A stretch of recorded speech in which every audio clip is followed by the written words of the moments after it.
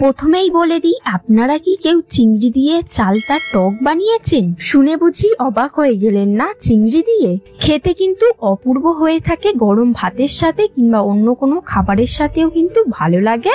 যারা একবারও বানাননি তারা অবশ্যই করে বানিয়ে নেবেন। সাথে সাথে যারা বানিয়েছেন কেমন খেতে হয় অবশ্যই কমেন্ট করে জানাবেন।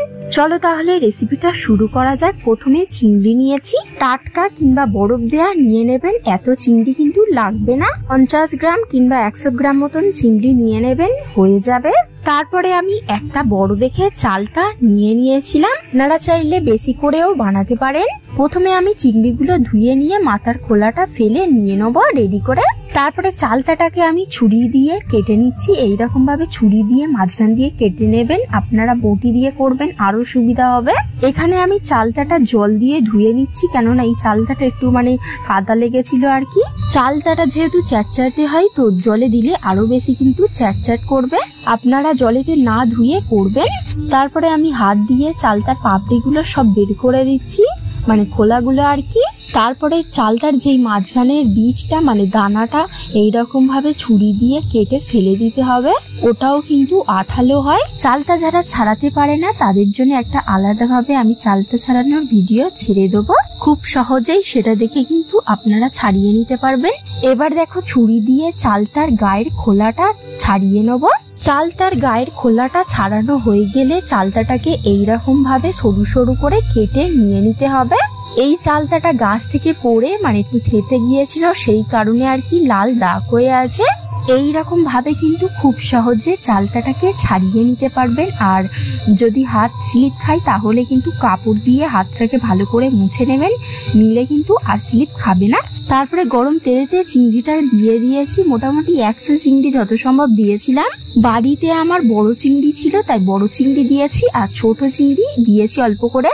চিংড়িতে হলুদ লবণ দিয়ে বাড়িতে আমরা যেমন নর্মাল ভাবে ভাজি তেমন ভাবে ভেজে নিতে হবে, একটু কড়া হবে আর কি চিংড়িটা, তো ভেজে তুলে নেবো। ওই কড়াটা ধুইতে হবে না, ওই কড়াতে এবার দিয়ে দেবো কিছুটা তেল। তেলটা গরম হতে হতে একটা শুকনো লঙ্কা ভেঙে দিয়ে দেবো।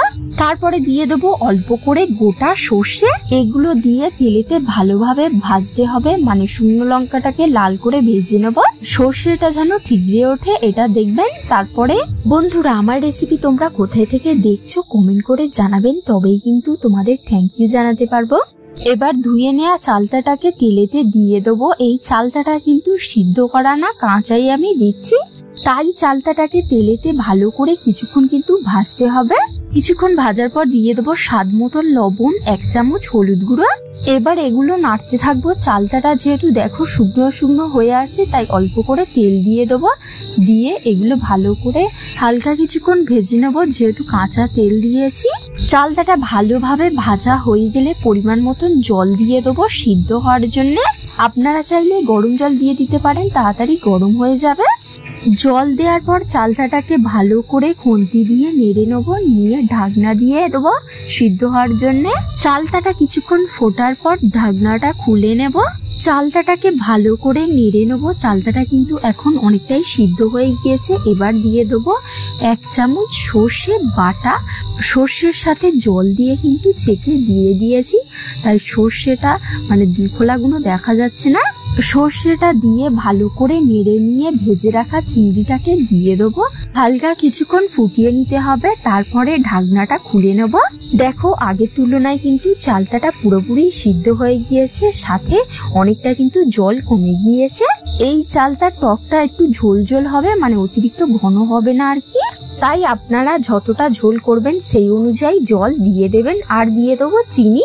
টকটাকে কিছু কমানোর জন্য চিনি দিতে হবে, তাই আপনারা আপনাদের স্বাদ অনুযায়ী দিয়ে দেবেন। এটা টক কিন্তু হবে, অতিরিক্ত চিনি দেবেন না। সিদ্ধ হয়ে গেলে চিনিটা দিয়ে দেবেন, দেওয়ার পরে কিছুক্ষণ ফুটিয়ে নিলেই কিন্তু রেডি হয়ে যাবে। ঢাকনা দিয়ে কিছুক্ষণ ফুটিয়ে নেবেন। লাস্টে স্বাদটা দেখে নেবেন কতটা লবণ হয়েছে, আর যদি ঝাল চান তাহলে কিন্তু শুকনো লঙ্কাটা একটু ঘেটে নিলেই হয়ে যাবে। এটা কিন্তু খেতে দারুণ হয়ে থাকে, সাথে সাথে যাদের খাবারের প্রতি রুচি নেই তাদেরও দিলে কিন্তু ভালো লাগবে। এটা একটু আলাদা রকম স্বাদ পাবেন। আপনাদের যদি ভালো লাগে অবশ্যই বাড়িতে ট্রাই করে দেখতে পারেন। এইরকম নিত্য নতুন রেসিপি পাওয়ার জন্য আমার চ্যানেলটাকে সাবস্ক্রাইব করে রাখবেন, পাশে থাকা বেল আইকনটাকে অবশ্যই প্রেস করে নেবেন, আর অবশ্যই করে কিন্তু লাইক শেয়ার কমেন্ট করে আমাকে জানাতে ভুলবেন না কিন্তু, তবেই কিন্তু আমি মোটিভেশন পাবো। Thank you for watching my video. আবারও দেখাবে নতুন একটা রেসিপি নিয়ে।